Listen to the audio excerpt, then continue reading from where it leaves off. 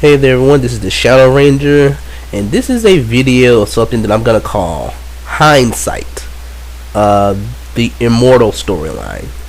I may or may not do more of these, but this is just me looking at a recent storyline and how it played out, and thinking about changes that could have been made to make it better. Keep in mind, hindsight is 2020. I am not in any way saying that I could book the show better than the writers. This is just me looking at a storyline, looking at parts I think haven't worked, and how I think it could have been better done.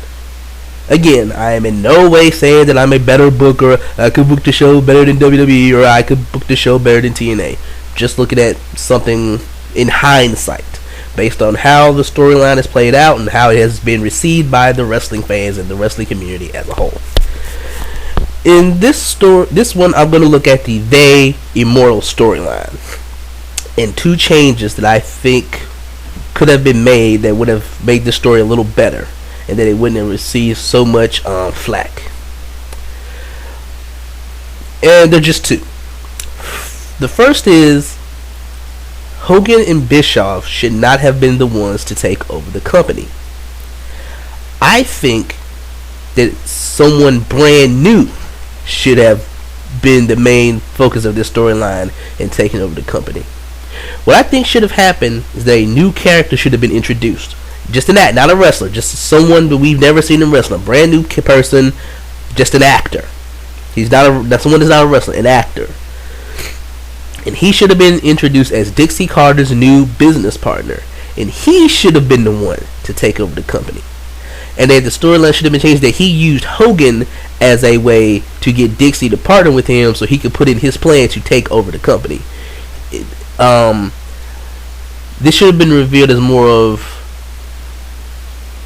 of he came to Dixie Carter, he wanted to be her business partner, and she was reluctant, but something he did to get her to say yes and sign the deal and make him her partner was he promised that he would deliver her Hulk Hogan. I will bring you the biggest star in wrestling history if you partner with me. And then he brought in Hogan and Bischoff. And that you do the rest of the storyline the same way. Nothing else of the storyline really needs to be changed. They're still business partners, and he still gives Hogan some say over, like, makes Hogan the director of authority, the GM role. And the rest of the storyline you play out the same way. With the Bound for Glory, the tricking Dixie to sign over the company, the Jeff Hardy heel turn, everything else plays out the same way with one other exception. Which is part 2 I'm going to talk about. And then on the Impact, after Bound for Glory, the new guy who's now in control of the company, he fires Hogan and Bischoff. He reveals that he just used them. He didn't like Hogan and Bischoff. He didn't want to bring them in, but he just used them as pawns to get his foot in the door so he could take over the company. And that he could bring up how, everybody knows that the financial trouble you've been through the past couple of years. Everyone knows that your ex-wife took you to the cleaners, and I knew all I had to do was dangle a nice fat paycheck in front of Hogan's face, and he'd show up and do it. But now, Mr. Hogan and Bischoff, I no longer need you. You've done your part, so you're both fired. And have like security just throw them out the building. And you don't see Hogan and Bischoff on TV anymore. So you have the Jeff Hardy heel turn. You still have the Immortal group. You may probably would have called it something different. And this new guy is now in charge of TNA, the new boss, right? And part of my reason for this is that I think it would be seen as fresher, because if you have the Immortal group without Hogan and Bischoff in it, if they're nowhere to be found, I don't think so many people would try to jump to the conclusion and call it an NWO ripoff, which, as I've stated many times before, it is nothing like the NWO. But Hogan and Bischoff being in the group is why so many people think NWO. So do the same storyline, but do not have Hogan and Bischoff in Immortal. Have them thrown out on their asses too. They were just part of the plan, and now this new guy has basically completed a hostile takeover and taken over TNA. The second change is the RVD storyline about him winning the title and losing to Abyss, and Abyss taking him out with Janice, and then they're stripping him of the title. That storyline should not have been a Rob Van Dam storyline. That storyline should have been AJ's storyline. AJ Styles should have been the storyline. They should have never turned him heel, and he should have been in a position Rob Van Dam was in. AJ should have been the guy who was still world champion, who was, still longest reigning world champion, closing in on completing a 1-year title reign.